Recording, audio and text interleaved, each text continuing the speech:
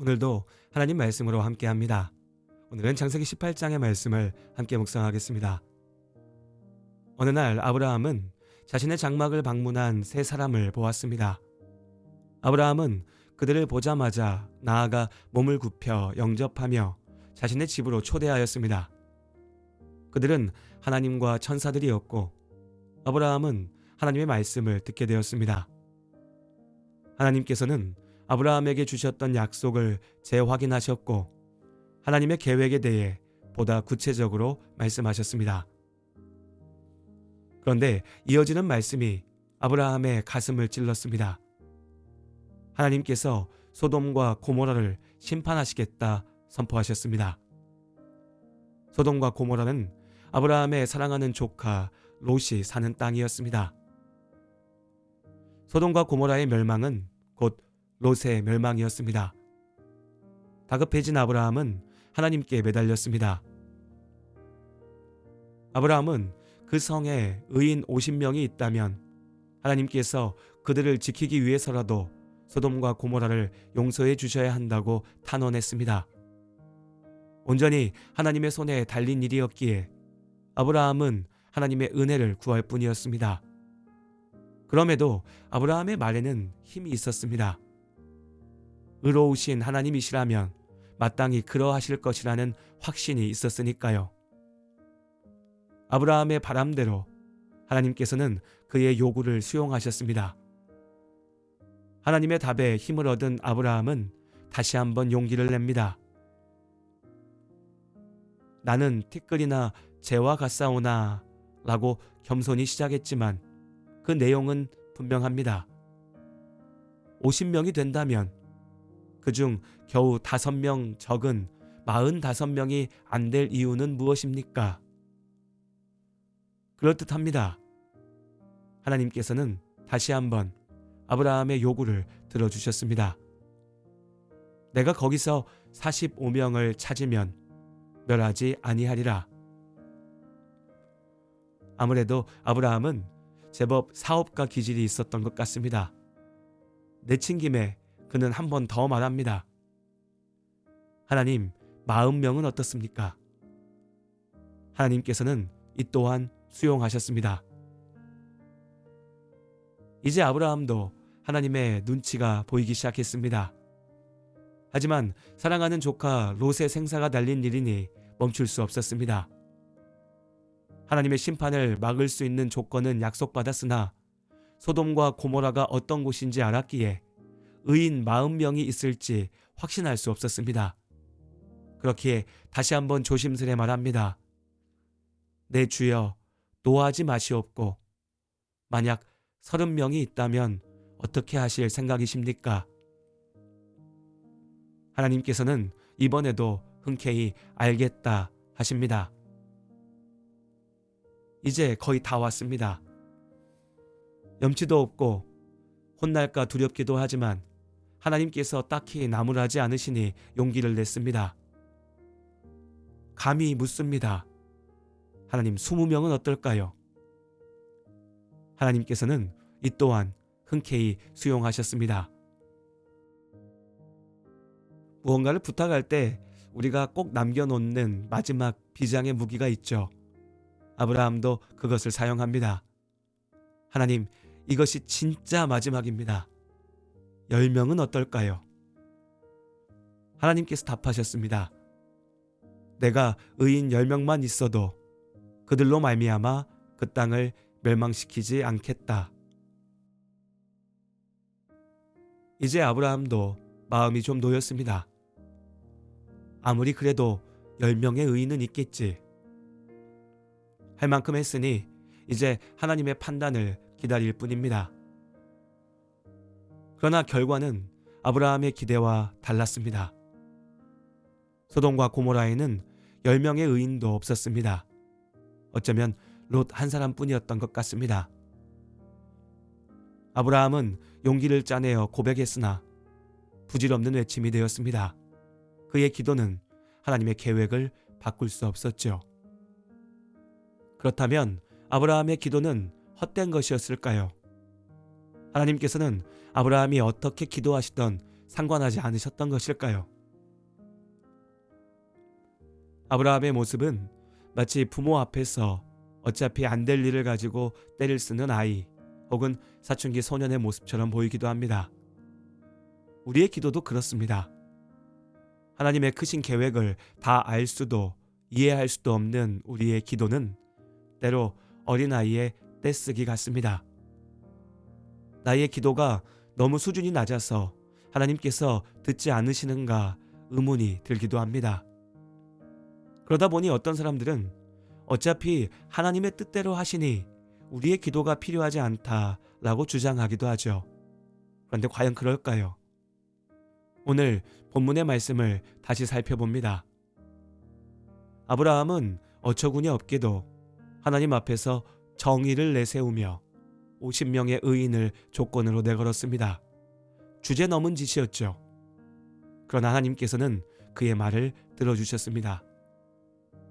혼날까 두려워하며 30명을 말할 때에도 정말 마지막이라며 10명도 인정해 주시겠냐고 물었을 때에도 하나님께서는 알겠다 말씀하셨습니다.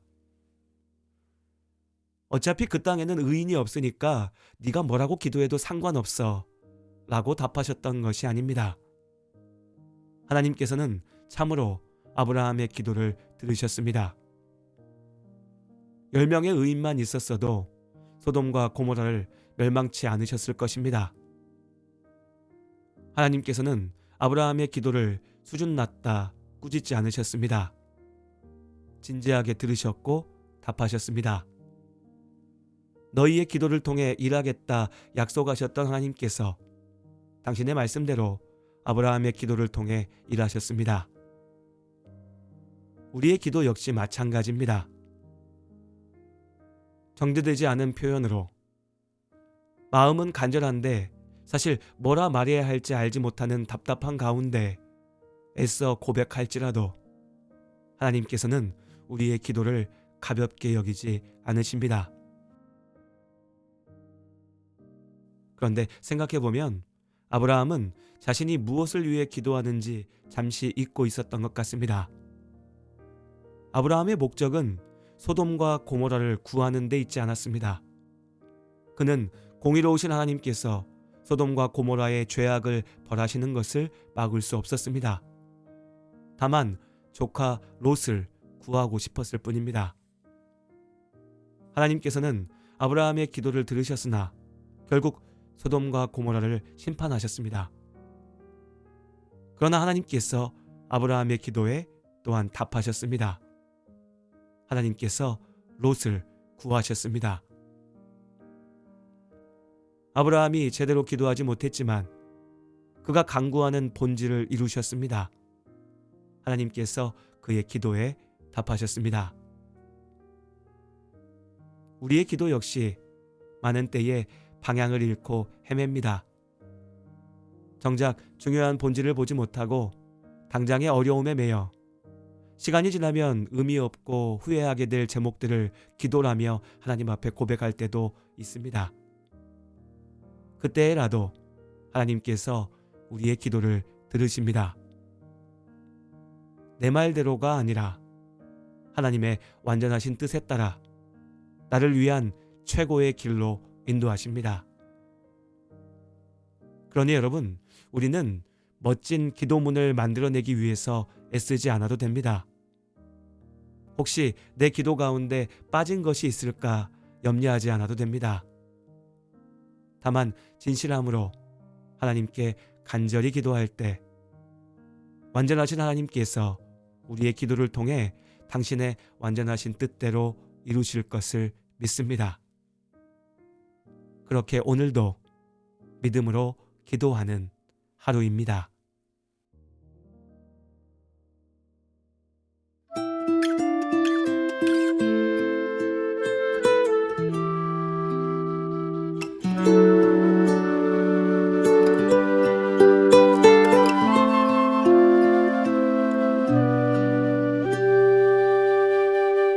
내 기도하는 그 시간 그때가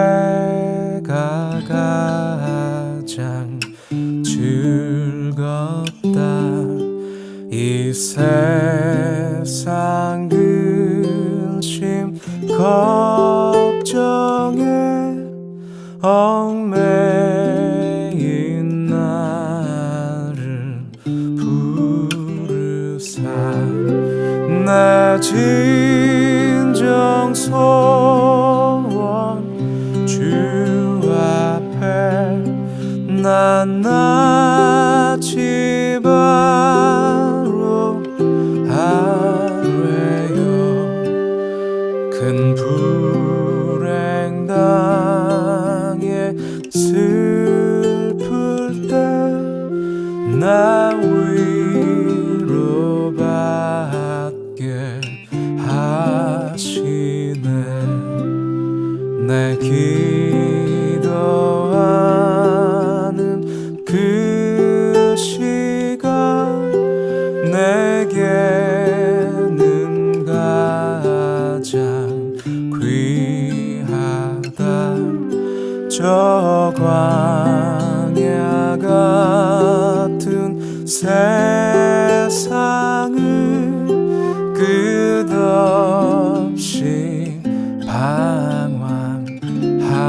방황하면서 위태한 길로 나갈 때 주께서 나를 이끌어 그 보좌 앞에 나아가 그 은혜 받게 하시네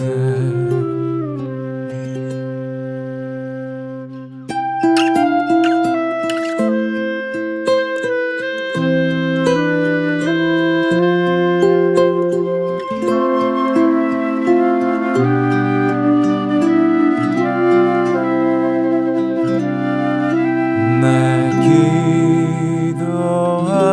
기도하는 그 시간 그때가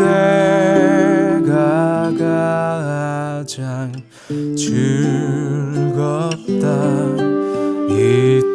이때껏 지은 큰 죄로 내 마음 심히 아파도 참